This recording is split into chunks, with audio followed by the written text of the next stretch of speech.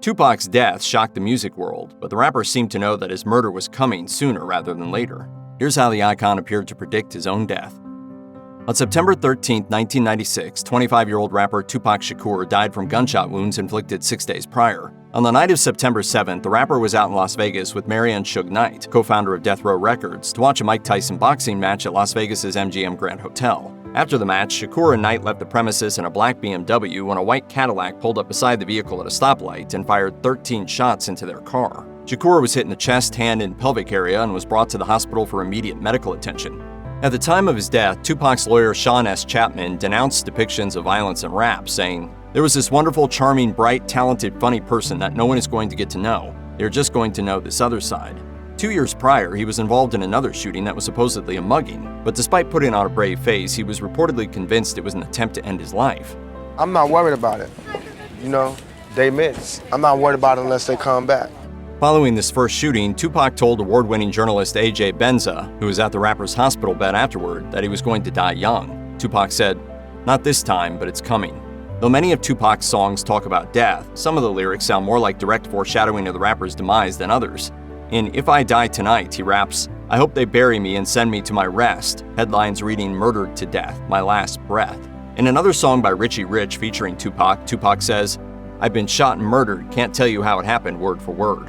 The closest foreshadowing of Tupac's murder was the last music video he made, I Ain't Mad at Ya, about a month before his death. In it, he gets shot several times after leaving an event, a scenario that eerily reflects what happened in real life. Tupac eventually dies in an ambulance, and the scene transitions to heaven, where he arrives in a white suit. Artists including Billie Holiday, Jimi Hendrix, Louis Armstrong, and Miles Davis are all there enjoying an eternal jam session together. The video was released 2 days after Tupac's death. Speaking to the New York Post, the late George Price of Death Row Records said, "It is ironic, definitely a case of life imitating art. It's almost as if Tupac had a sense of foreboding."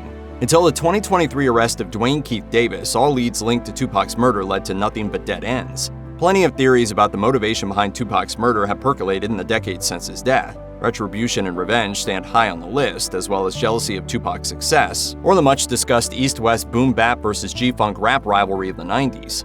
On that last note, there's the common go-to theory of interplay between the murders of Tupac and the notorious B.I.G. 6 months later. There's also the ridiculous Tupac Lives conspiracy, which claims that the rapper faked his own death.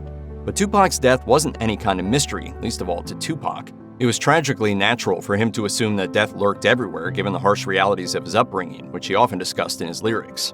On this point, there are Tupac lyrics that reference his upbringing and its connections to his inevitable murder. In Changes, he talks about revenge, saying, "And I never get to lay back, 'cause I always got to worry about the payback. Some buck that I roughed up way back, coming back after all these years." In the gun-centric Open Fire, he raps, "Word to God, I've been ready to die since I was born."